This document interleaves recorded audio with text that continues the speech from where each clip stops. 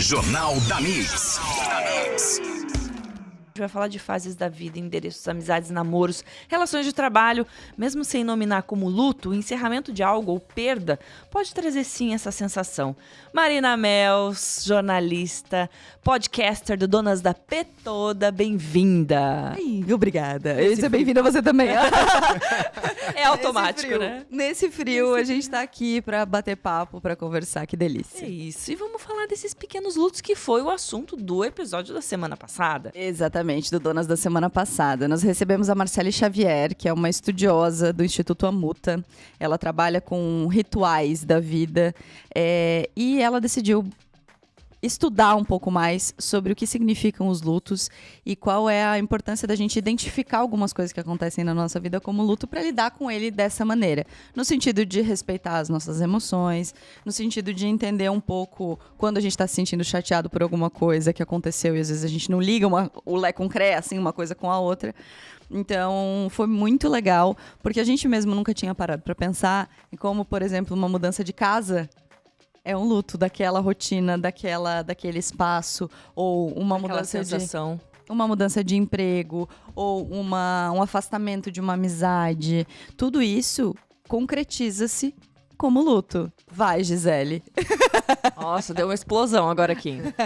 Tudo isso é um luto. É uma mudança de sociedade no trabalho. Todas essas coisas são lutos que a gente vai acumulando na nossa vida. Obviamente que eles não se comparam ou não têm uma relação direta com o luto de quando uma pessoa de fato morre, mas em alguns casos, e aí é um pouco polêmico, mas dependendo da pessoa, da fase da vida que você tá, alguns outros lutos podem ser ainda mais doloridos. Sem dúvida. Porque quando você perde uma pessoa que já tá muito doente, que é uma pessoa que já é um avô, um bisavô. A gente já tá preparado, né? Aquilo faz parte. Você cresce sabendo que existe um ciclo natural da vida e que aquilo vai acontecer. Mas quando, de repente, você perde um trabalho que era muito importante pra você de maneira abrupta, aquilo pode ser um luto. Quando você tem que mudar de endereço do nada, você mora de aluguel, a pessoa vendeu o apartamento, a casa, e você precisa se mudar de uma rotina que já está super estabelecida. Quando uma criança muda de escola de uma maneira repentina, tudo isso é um luto que precisa ser absorvido e vivido. E esses pequenos lutos que muitas vezes são grandes e que a gente carrega essa sensação por anos até, né? O fim de uma amizade, o fim de uma relação com a sua casa, enfim. Tem forma de lidar com isso que seria igual ao que a gente compara com o luto da morte das pessoas? Então, é isso que a Marcele propõe no trabalho dela. Ela propõe estudar e a gente tentar estabelecer rituais, assim como o ritual de uma morte física, que independente da sua religião, independente do que você acredite, tem um ritual. Quando uma pessoa morre, ela pode ser cremada, ela pode ser enterrada, ela pode ser velada ou não. Existe um ritual. Uhum. O que ela propõe é que a gente tenha rituais também para esses lutos. Então, ela usa um exemplo de uma mudança de endereço de uma pessoa conhecida que fez o trajeto da casa antiga para a casa nova a pé. Conversando, né? Refletindo, relembrando, entendendo. E, naquele momento, o período de mudança ficou marcado por aquela caminhada. Né?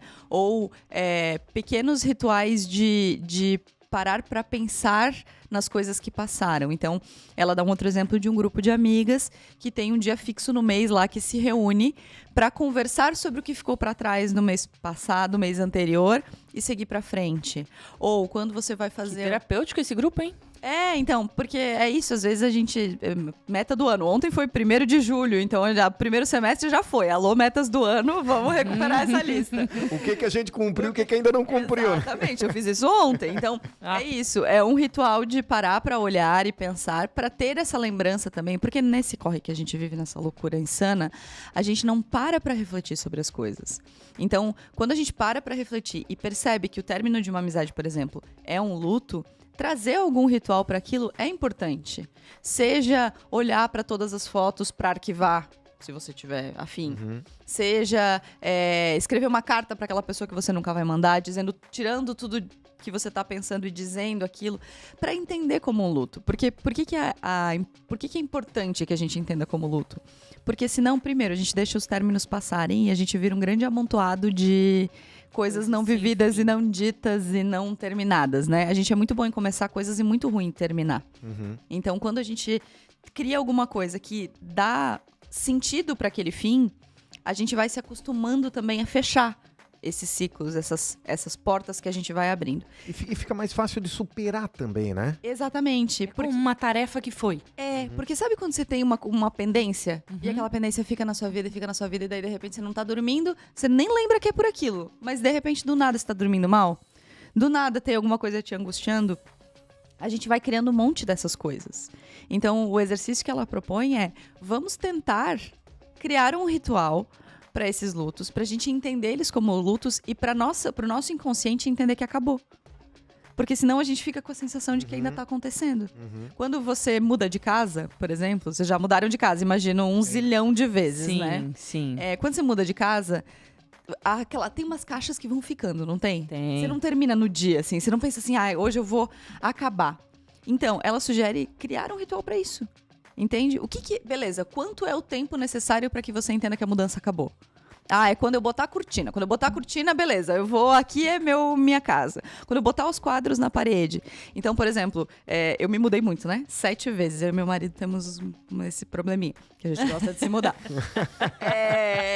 Eu e ele acordamos que a última coisa que a gente faz na nossa casa é colocar os quadros na parede. Então, todas as vezes que a gente se muda, a gente arruma a casa toda. E aí tira um sábado, nem que seja 2, 3 semanas depois que a gente mudou, não tem problema.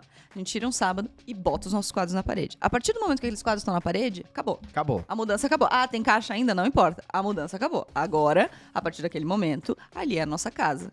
Então, e é um ritual que a gente fez sem nem elaborar tudo que a Marcele trouxe pra gente elaborar nesse episódio.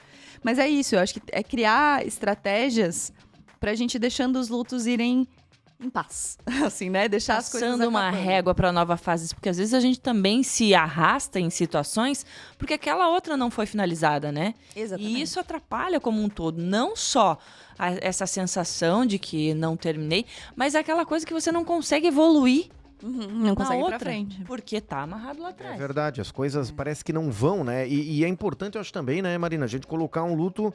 Porque como você comentou lá no início, o luto de uma pessoa que morre é uma coisa que já é social, a gente já tem essa sequência, a gente já sabe o que vai acontecer. Mas colocar um luto sem vergonha mesmo, né? Tipo assim, sem vergonha que eu digo, não sem vergonha. Não Safado. Não ter vergonha do de luto, falar que não. tá passando por esse luto. Exatamente, eu acho que isso é muito importante também. né? Exatamente. Nesse episódio, a Larissa fala sobre a mudança de cidade dela e de que uma mudança de cidade tem um monte de luto. Tem o luto do cheiro do café da Nossa. padaria, tem o luto da rotina, tem o luto de várias coisas que acontecem, né? Eu falo do luto de uma mudança de endereço, que nunca é uma mudança de endereço. Eu tinha um endereço do escritório onde eu trabalhava, que significava um sonho pra mim, que era um endereço que tinha uma vista X, de um jeito X, do jeito que eu sempre quis. E na pandemia eu tive que sair de lá. Nossa. Isso é um luto. Claro que é. E aí a gente olhar pra isso como um luto, a gente se torna um pouco mais gentil com a gente, porque senão a gente fica, eu tô fazendo tempestade em copo d'água. Olha eu aqui sofrendo mais que precisava. E não tá sofrendo mais que precisava, tá sofrendo o tanto que precisava sofrer. É isso E aí. só nessa conversa eu fiz uma lista de no mínimo 10 itens que eu preciso encarar o luto e eu vou exercitar. Oi, terapeuta da Gi, esse beijo é pra você. Agora até cansei. Só pra gente finalizar em 50 segundos, o tema de hoje postado... já foi hoje? Já foi. Vamos falar essa semana de palavrões. Semana que vem nós temos um desafio, que é falar de Opa. palavrões Me sem falar identifico. palavrões. Ô, Raiz, prepara a vinheta lá.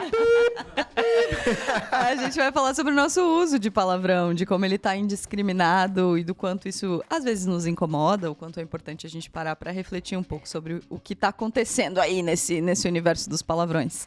Esse eu vou ver antes do luto. O episódio Vou assistir tá quando no eu ar, conseguir. tá meia horinha. É um episódio curtinho, engraçado, vai lá. Já, em todas você as sabe que plataformas. é daqui, fone de ouvido, vou ouvir ele completo. Marina, obrigada por estar aqui com a gente, Obrigada a por vocês. trazer esses alertas, porque eu acho que tem muita gente desenterrando um lutinho que vai ter que encarar.